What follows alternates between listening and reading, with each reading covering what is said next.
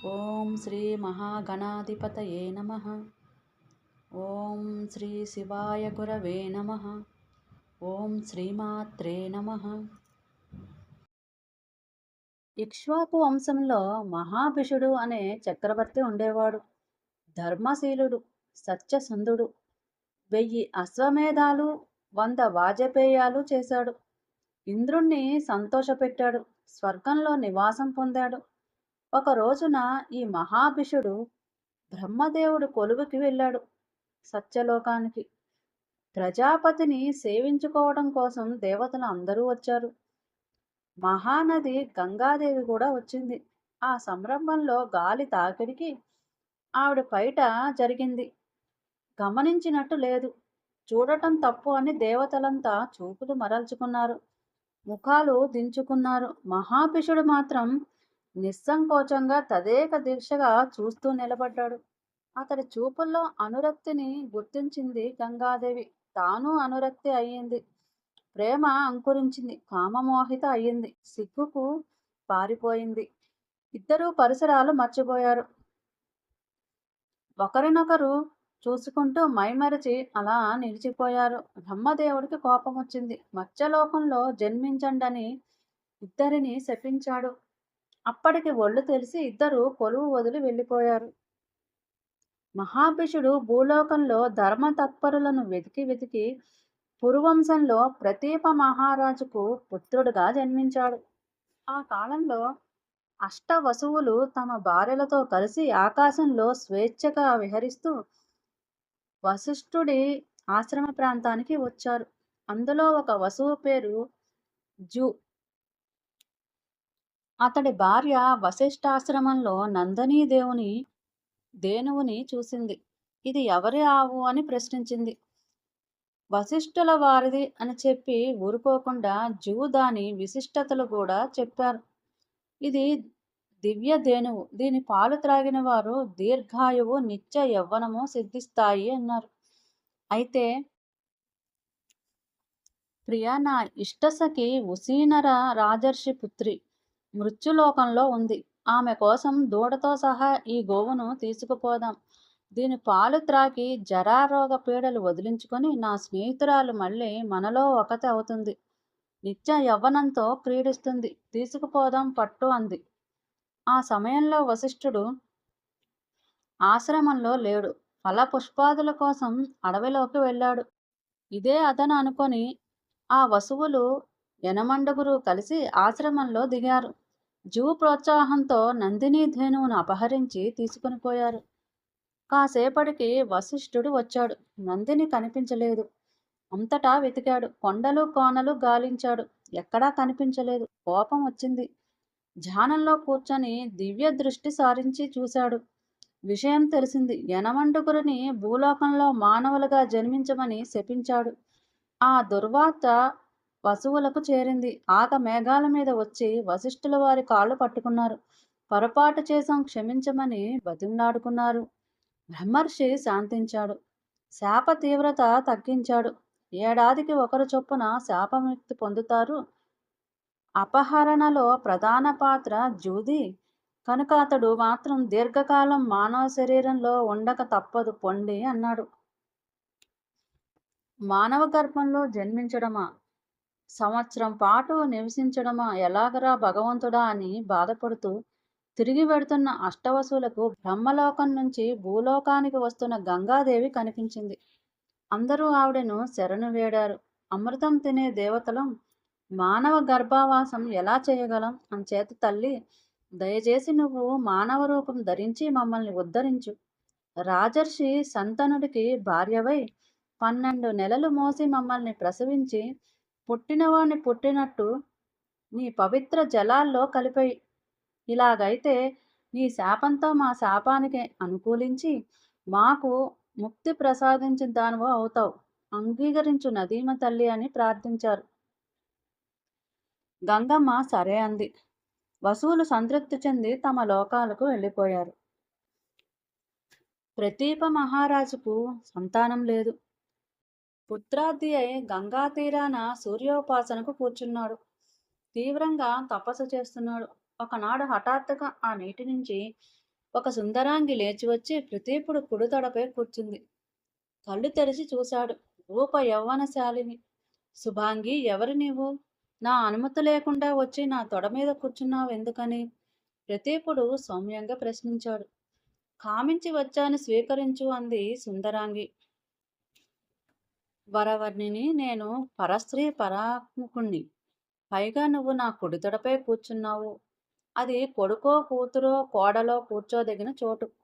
అందుచేత కొడుకు పుడితే నువ్వు నాకు కోడలివి అవుదువు గాని, నీ పుణ్యాన అయినా నాకు కొడుకు పుడతాడు, సంశయం లేదు అన్నాడు ప్రతీపుడు. సుందరాంగి సరే అంది, వెళ్ళిపోయింది. ప్రతీపుడు తపస్సు చాలించి నగరానికి చేరుకున్నాడు. ఆ సుందరాంగిని గురించే ఆలోచిస్తున్నాడు. కొంతకాలానికి ప్రతీపుడి అంతఃపురం కలకలలాడింది. కొడుకు పుట్టాడు. అల్లారు ముద్దుగా పెరిగి పెద్దవాడయ్యాడు. అతడే శంతనుడు. రాజ్యం అతడికి అప్పగించి వానప్రస్థానికి పోదామని ప్రతీపుడు నిర్ణయించుకున్నాడు. కొడుకును పిలిచి అలనాటి సుందరాంగి వృత్తాంతం చెప్పాడు. నువ్వు ఏ వేట కోసమో అడవులకో వెళ్ళినప్పుడు ఆ సుహాసిని నీ దగ్గరకు వస్తుంది. కామార్తను అంటుంది. తిరస్కరించకు. ఎవరివి నువ్వు అని ప్రశ్నించకు. ధర్మపత్నిగా స్వీకరించు, సుఖించు. ఇది నా ఆజ్ఞ అని చెప్పేసి ప్రతీపుడు శంతనుడికి రాజ్యం అప్పగించి అడవులకు వెళ్ళిపోయాడు. ఆదిశక్తిని పరాంబికను ఉపాసించి మోక్షం పొందాడు. సౌనకాది మహామునులారా, శ్రద్ధగా వింటున్నారా అని ఒక హెచ్చరికను విసిరి సూతుడు ప్రవచనం కొనసాగించాడు. శంతనుడు ధర్మతత్పరుడై రాజ్యం చేస్తున్నాడు. అతడికి మృగయ వినోదం పట్ల ఆసక్తి మెండు. క్రూర మృగాలను వేటాడి చంపడంలో దిట్ట. గంగా తీరాన ఒక ఘోరారణ్యంలో వేటాడుతుండగా సుందరాంగి కనిపించింది. రూప యవ్వనశాలిని, చారుహాసిని, వరవర్ణిని. శంతనుడికి తండ్రి మాటలు జ్ఞాపకమొచ్చాయి. ఈవిడ సందేహము లేదు అనుకున్నాడు. సౌందర్య మధురామృతాన్ని కన్నులారా గ్రోలుతున్నాడు. రెప్ప వేయకుండా చూస్తున్నాడు. తనివి తీరటం లేదు. తనువు పులకించింది. నిస్సంకోచంగా తదేక దీక్షగా చూస్తూ నిలబడ్డాడు. అతడి చూపుల్లో అనురక్తిని గుర్తించింది సుందరాంగి. అవే కన్నులు, అవే చూపులు, అదే అనురక్తి. మహాభిషుడిగా గుర్తించింది సుందరాంగి. శంతనుడు మాత్రం గంగాదేవిని గుర్తించలేకపోయాడు. కానీ మధురంగా, సాంత్వనంగా పలకరించాడు. సుందరాంగి, దేవకాంతవా, మానవకాంతవా? నాగ, యక్ష, గంధర్వాప్సరసల్లో ఏ జాతి నీది? ఎవరైతే నాకేమిలే. ఇదే చిరునవ్వుతో, ఇదే అనురాగంతో, ఇలాగే ఇప్పుడే నాకు ధర్మపత్నివి కా. ఇతడు నన్ను గుర్తించలేదని గ్రహించింది గంగాదేవి. చెదరని చిరునవ్వుతో బదులు పలికింది. నృపోత్తమా, నిన్ను నేను ఎరుగుదును.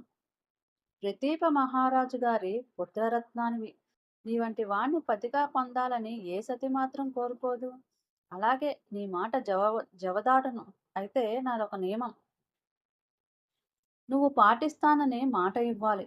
నేను ఏం చేసినా అది శుభం కానీ అశుభం కానీ నువ్వు ప్రశ్నించకూడదు, అడ్డు చెప్పకూడదు, నిందించకూడదు. నిషేధించినా నిందించినా నిన్ను విడిచి వెళ్ళిపోతాను. ఇది నా నియమం. అంగీకారమేనా? మహాభిషుడు ప్రేమను తలుచుకొని ఒప్పుకున్నా అష్టవసుల అభ్యర్థనను మనసులో పెట్టుకొని ఇలా సమయం చేసింది గంగాదేవి. శంతనుడు అంగీకరించాడు. సుందరాంగితో రాజధానికి చేరుకున్నాడు. ధర్మపత్నిని చేసుకున్నాడు. నిత్యోత్సవంగా, నిత్య వసంతంగా, నిత్య నూతనంగా రోజులు పరిగెడుతున్నాయి. అతడి అంతరంగాన్ని గుర్తించి అలరిస్తోంది గంగాదేవి. సచీపురంధరులారా, లక్ష్మీ నారాయణుల్లా క్రీడిస్తున్నారు. సంవత్సరాలు అజలేకుండా దొర్లిపోతున్నాయి. గంగాదేవికి నెల మసిరింది. పుత్రుణ్ణి ప్రసవించింది. నెత్తురు గుడ్డును పొత్తి గుడ్డలతో తీసుకువెళ్లి నిర్దాక్షిణ్యంగా నదిలో వదిలేసింది. 2, 3, 4 7గురిని ఇలాగే చేసింది. మనసులోనే బాధపడ్డాడు తప్ప శంతనుడు కిమ్మనలేదు. 8వసారి గర్భవతి అయ్యింది. రాజు ఆలోచనలో పడ్డాడు. నా వంశం నిలబడుతుందా? 7గురిని గంగపాలు చేసింది. ఇది 8వ గర్భం. వారించకపోతే ఈ పుట్టబోయే బిడ్డను కూడా ఇలాగా చేస్తుంది. వారిస్తే విడిచి వెళ్ళిపోతుంది. ఏం చేయను? తొమ్మిదవ గర్భం వస్తుందో రాదో? వస్తే మాత్రం ఈ పాపాత్మురాలు నిలవనిస్తుందా? బిడ్డను బతకనిస్తుందని ఏమి హామీ? ఎలాగైనా సరే వంశం నిలబెట్టుకోవాలి. ఇప్పుడే ప్రయత్నించాలి. బిడ్డ పుట్టగానే అడ్డుపడాలి. గంగలో కలవనివ్వకూడదు అని శంతనుడు ఒక నిర్ణయానికి వచ్చాడు. ఎనిమిదవ శిశువుగా జువు జన్మించాడు. ఇతడు దీర్ఘకాలం మానవుడిగా ఉండిపోవాలని వశిష్ఠుడి శాపం. యథావిధిగా గంగాదేవి పసిబిడ్డను తీసుకుని నదికి బయలుదేరింది. శంతనుడు చూశాడు. పరుగు పరుగున వచ్చి కాళ్ళపై పడ్డాడు. ఈ ఒక్క పుత్రుణ్ణి ప్రాణాలతో వదిలిపెట్టమని, పెంచుకుంటానని 7గురిని నీళ్లలో వదిలేశావు. నీకిచ్చిన మాటకు కట్టుబడి అడ్డు చెప్పలేదు. ఈ పుత్రశోకం భరించలేకున్నాను. నా గుండెలు పగిలిపోయేట్లున్నాయి. దయచూడు, కరుణించు. వీణ్ణి ఒక్కడిని దక్కించు. నా వంశం నిలబడుతుంది. ఈ ఒక్క ఉపకారం చేయి చాలు అన్నాడు. అందుకని ఇంతగా కాలావేళ పడి బతిమలాడుకున్నాడు. సుందరాంగి అనుగ్రహించు. గంగాదేవి వినిపించుకోలేదు. ముందుకే అడుగు వేసింది.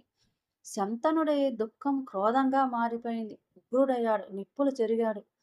కఠినాత్మురాల, నరకానికి పై పాపాత్మురాల, ఏ పాపిష్టి వంశంలో పుట్టావు? కన్నబిడ్డల్ని కడతీర్చుకుంటున్నావు. మానవుల్లోనే కాదు, ఏ జాతుల్లోనూ ఉండదే. నువ్వు అసలు ఆడదానివేనా? తల్లి పేగు ఉందా? ఎలా తెంచుకోగలుగుతున్నావే రాక్షసి?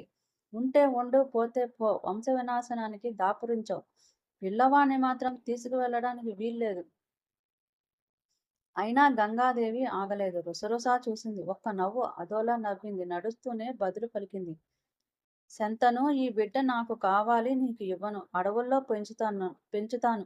నువ్వు మాట తప్పావు, నాకు అడ్డు చెప్పావు, నిందించావు. అందుచేత నిన్ను విడిచి ఇదిగో ఇప్పుడే వెళ్ళిపోతున్నాను. వెళ్లే ముందు నాదొక మాట జాగ్రత్త విను. నేను గంగాదేవిని. పూర్వజన్మలో నువ్వు మహాభిషుడివి. మన అనురాగ బంధం అడవిలో కాదు, అలనాడు సత్యలోకంలో. నువ్వు గుర్తించలేకపోయావు. సరే, ఆ సంగతి అలా ఉంచు. అష్టవసువులు వశిష్ఠ శాపానికే గురై నన్ను తల్లిగా అభ్యర్థించారు. ఆ దేవకార్యం కోసం నేను నీకు ధర్మపత్నిని అయ్యాను.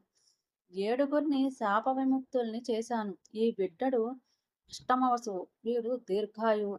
తల్లి లేని బిడ్డడు బతకడు. బ్రతికినా ఆరోగ్యంగా ఉండడు. అందుచేత నేనే తీసుకెళ్లి పెంచుతాను. యువకుడయ్యాక నీకు అప్పగిస్తాను. అతడు అష్టమ వసువు. గంగాపుత్రుడు గాంగేయుడు. బలాధికుడు, మహావీరుడు అవుతాడు. అంచేత దుఃఖించకు. మనం కలుసుకున్న అడవిలోకి ఆ చోటికే తీసుకువెడుతున్నాను. ఆ మాటలు చెప్పి శంతనుడికి కాసింత ఉపశమనం కలిగించి గంగాదేవి అదృశ్యమైంది. భార్య విరహం, పుత్ర విరహం బాధిస్తున్నా నేను నిమిత్త మాత్రుణ్ణి అనుకున్నాడు శంతనుడు. ధైర్యం చెప్పుకున్నాడు. రాజ్య పాలనలో మునిగిపోయాడు. కాలం గడుస్తోంది.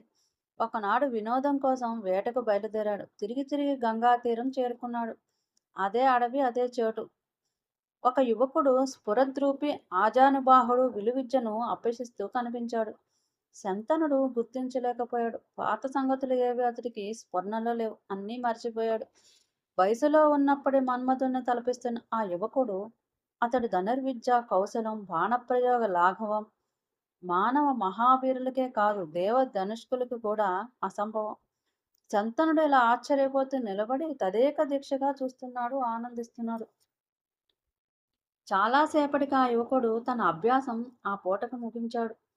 శంతనుడు స్పృహలోకి వచ్చి యువకుణ్ణి సమర్పించి ఆర్తంగా ఆప్యాయంగా పలకరించాడు.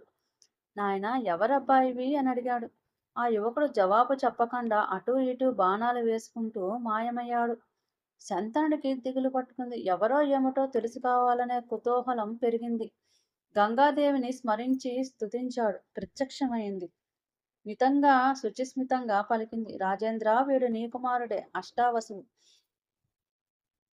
గాంగేయుడు. వశిష్ఠుల వారి దగ్గర వేదశాస్త్రాలు అభ్యసించాడు. ధనుర్వేదంలో మరీ ప్రవీణుడు అయ్యాడు. పరశురాముడికి ఎంత విద్య వచ్చునో ఇతడికి అంత వచ్చు. ఇప్పుడింక నీ పుత్రుడిని నీవు తీసుకువెళ్ళవచ్చు. నీ వంశానికి కీర్తికారకుడవుతాడు. మంచి బాలుడు అనిపించుకుంటాడు. నిన్ను ఆనందింపచేస్తాడు అని చెప్పి గాంగేయుని పిలిచి తండ్రికి అప్పగించి గంగమ్మ అదృశ్యమైంది. శంతనుడు మురిసిపోతూ కొడుకును కౌగిలించుకొని శిరస్సు మూర్ఖుని రథమెక్కించుకొని రాజధానికి తిరిగి వచ్చాడు. గజోత్సవం జరిపించాడు. మంచి రోజు చూసి మంత్రి, పురోహిత, సామంత, దండనాయక, పౌర జానపదులను అందరినీ ఆహ్వానించి కొడుకును పరిచయం చేసి యవన రాజ్య పట్టాభిషిక్తుణ్ణి చేశాడు. పుత్రుని గుణగణాలను, శౌర్య పరాక్రమాలను ప్రత్యక్షంగా పరోక్షంగా తెలుసుకుంటూ సంబరపడిపోతున్నాడు. ఇక గంగాదేవిని తలవనైనా తలవటం లేదు. సౌనకాది మహామునులారా, గాంగేయుడి జననం విన్నారు కదా. ఇంకా మహారాజు శంతనుడు దాసపుత్రి మత్స్యగంధిని ఎప్పుడు వివాహం చేసుకున్నాడో, ఎలా చేసుకున్నాడో, ఈ సందేహాలకు సమాధానం మిగిలిపోయింది కదా. చెప్తాను వినండి. ఓం పార్వతీ శివరమణ పాదార్పణమస్తు. స్వస్తి.